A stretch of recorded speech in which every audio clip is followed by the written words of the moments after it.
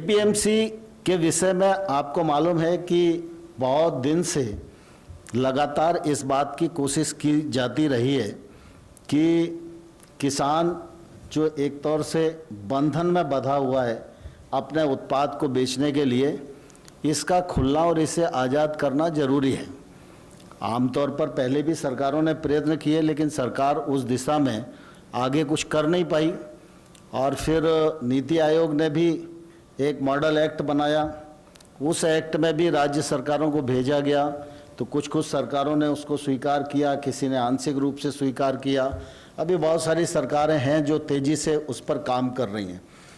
51। और पिछले दिनों आपने देखा कि जब लॉकडाउन की स्थिति हुई और उस समय ऐसा लग रहा था कि सोशल डिस्टेंसिंग, अगर मंडियां चालू होंगी उपार्जन के लिए थोड़ा ये मामला टूटेगा, तो केंद्र सरकार के कृषि मंत्रालय ने और गृह मंत्रालय ने एडवाइजरी जारी की थी सभी राज्यों को कि 3 महीने के लिए एपीएमसी एक्ट से हमें छूट देना चाहिए, जिससे कि किसान कोई भी कहीं भी अपना खरीद सके, बेच सके, तो सामाजिक दूरी भी बनी रहेगी और किसी प्रकार के खतरे का सामना भी नहीं करना पड़ेगा।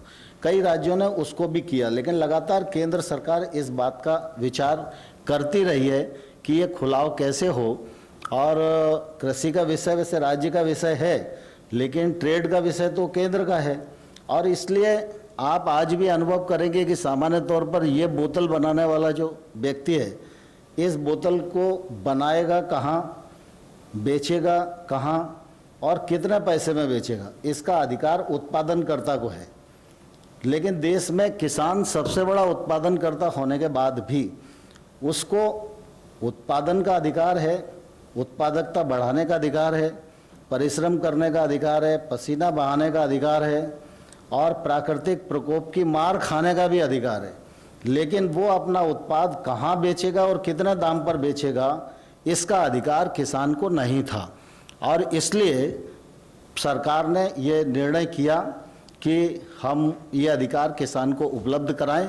इसके लिए सेंट्रल एक्ट आने वाला है और उसकी कार्यवाही चल रही है। कुछ ही दिन में ये मूर्त रूप लेगा, तो ध्यान में आएगा कि ये किसानों की दृष्टि से बहुत ही क्रांतिकारी निर्णय हुआ है।